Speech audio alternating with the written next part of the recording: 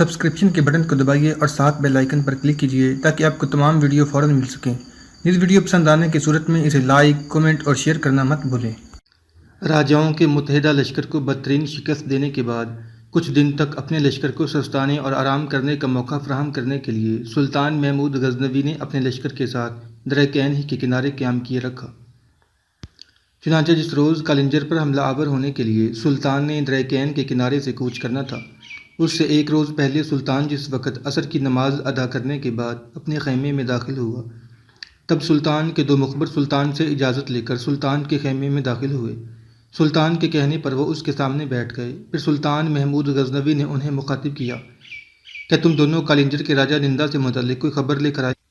اس پر آنے والوں میں سے ایک بول اٹھا اور کہنے لگا، سلطان محترم، نندا اس وقت اپنے لشکر کے ساتھ کالنجر شہر کے اندر موجود ہے، اور جہاں تک ہم نے حالات کا جائزہ لیا ہے، اس کے مطابق کالنجر کا راجہ نندا شہر کے اندر محصور رہ کر آپ کا مقابلہ کرے گا۔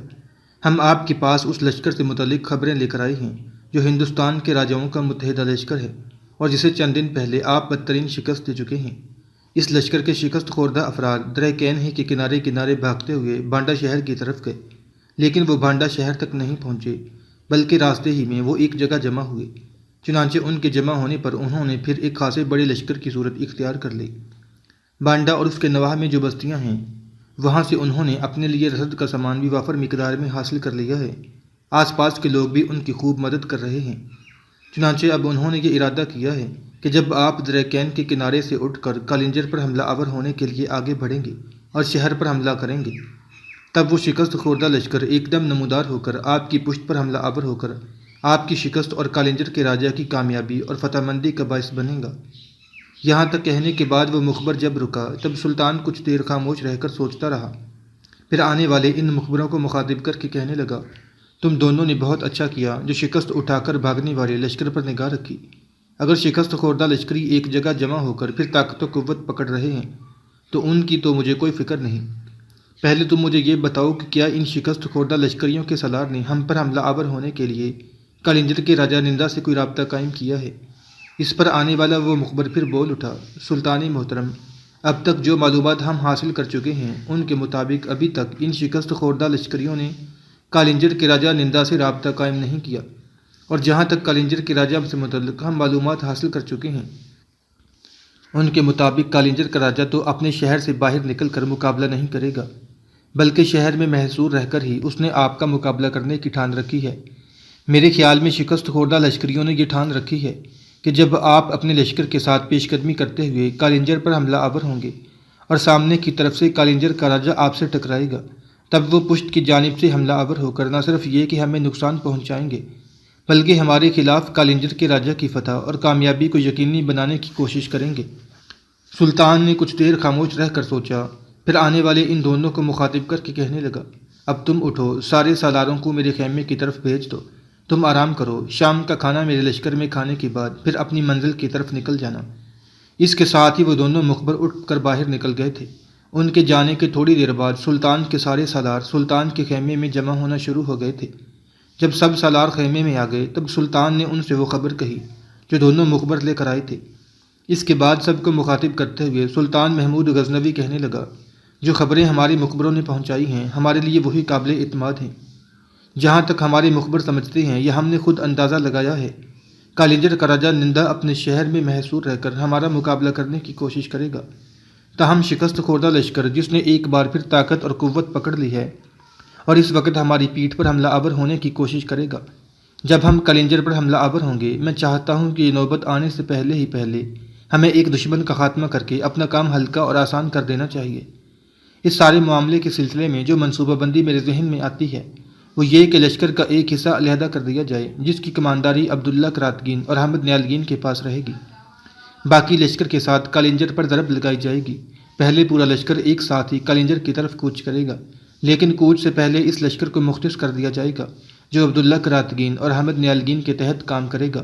چنانچہ عبداللہ کراتگین اور احمد نیالگین ہمہ وقت ہوشیار، تیار اور مستعد رہیں گے۔ یہ کالنجر پر حملہ آور ہونے میں حصہ نہیں لیں گے، اس بات کے منتظر رہیں گے کہ کب شکست خوردہ لشکر پھر اچانک نمودار ہو کر کالنجر کی طرف آتا ہے۔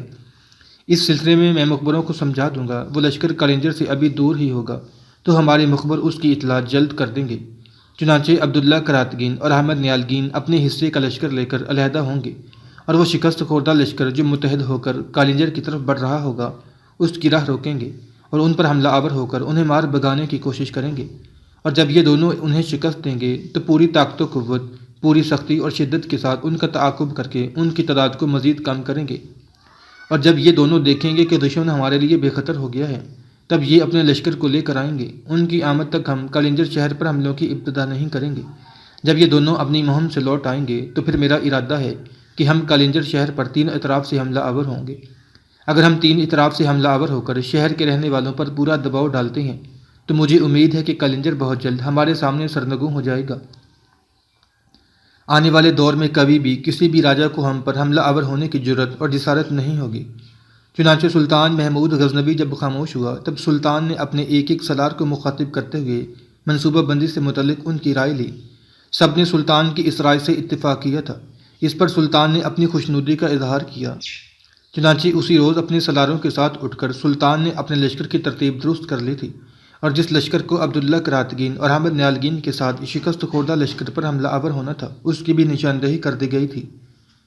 کالنجر کا راجہ نندا ایک روز اپنے محل میں بیٹھا ہوا تھا کہ اس کے محافظ دستوں کا سالار اس کے سامنے آیا اور اسے مخاطب کر کے کہنے لگا، مالک، ہندوستان کے راجاؤں کا متحدہ لشکر جسے مسلمانوں کے سلطان کے ہاتھوں چند دن پہلے شکست ہو چکی ہے، وہ لشکر ایک بار پھر جمع ہوا ہے۔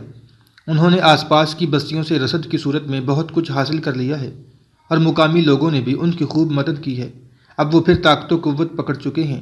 چنانچہ ان کا ایک قاصد کچھ کہنے کے لیے آپ کی خدمت میں حاضر ہونا چاہتا ہے۔ اس پر نندا نے کچھ سوچا، پھر کہنے لگا، اس معاملے میں مجھ سے پوچھنے کی ضرورت نہیں، تم اسے اپنے ساتھ اندر لے آتے، پھر میں کیا دیکھتا کہ وہ کیا کہتا ہے۔ اس پر اس کے محافظ دستوں کا سالار پیچھے ہٹا۔ تھوڑی دیر بعد وہ لوٹا۔ اس کے ساتھ ایک شخص تھا جسے اس نے راجہ نندا کے سامنے کھڑا کر دیا۔ راجہ کچھ دیر تک بڑے غور سے اس کی طرف دیکھتا رہا، پھر کہنے لگا، مجھے بتایا گیا ہے کہ تمہارا تعلق راجاؤں کی شکست خوردہ متحدہ لشکر سے ہے، بتاؤ تم کیا معاملہ لے کر میرے پاس آئے ہو۔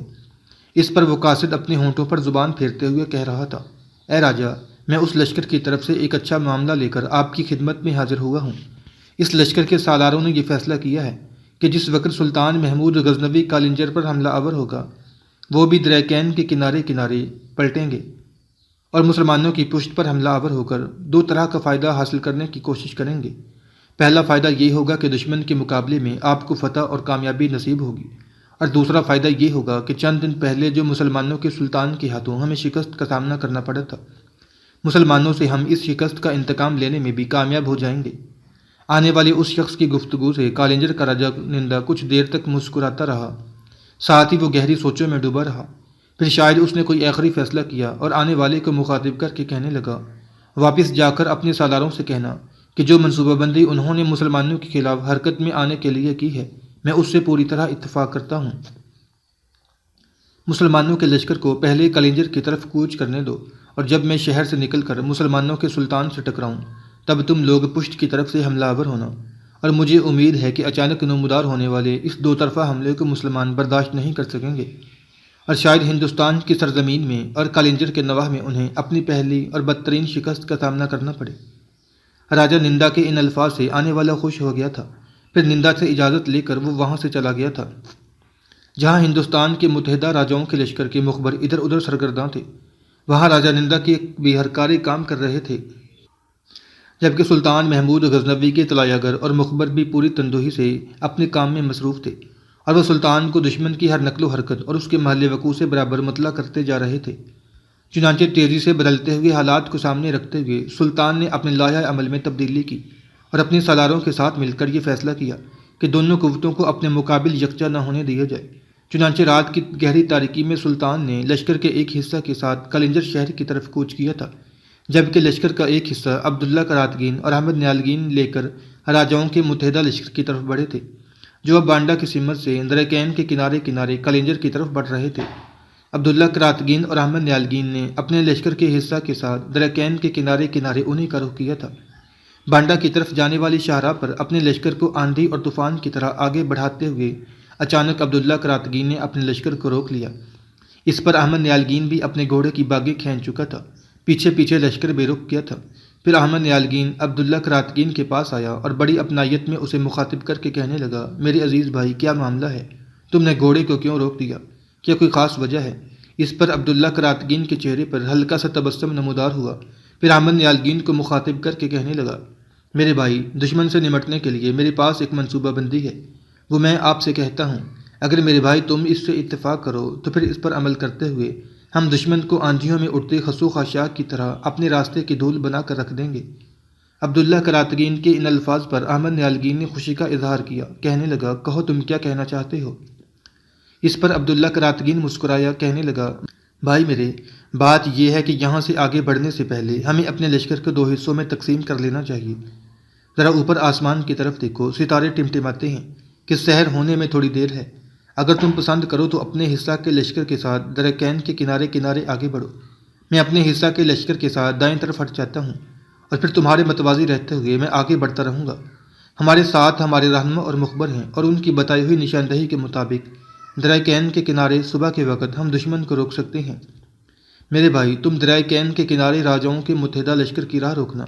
راجاؤں کا متحدہ لشکر اپنے سامنے چھوٹے سے ایک لشکر کو دیکھ کر بڑی طمانینت اور خوشی کا اظہار کرے گا، اور میرے بھائی، تم پر اور تمہارے لشکر کے حصہ پر ضرب لگانے اور حملہ آور ہونے میں دیر نہیں لگائے گا، اور جب وہ تم سے ٹکرائیں گے تو دائیں جانب سے میں بھی اپنی گھات سے نکلوں گا اور ان کا رخ کروں گا، اور جب میں ان پر حملہ آور ہوں گا تب راجاؤں کے متحدہ لشکر کو یہ احساس ہو جائے گا کہ ان علاقوں میں مسلمانوں کا صرف ایک ہی نہیں کئی لشکر ہیں، اور اس انکشاف سے ان پر ایک طرح کی بددلی پھیل جائے گی۔ ایسی صورت میں ہمیں ان کو شکست دینا آسان تر ہو جائے گا۔ عبداللہ کراتگین جب خاموش ہوا تب احمد نیالگین خوشی اور طمانینت کا اظہار کرتے ہوئے کہنے لگا، عبداللہ میرے بھائی، میں تمہاری اس تجویز سے مکمل طور پر اتفاق کرتا ہوں اور اسی پر عمل کیا جائے گا۔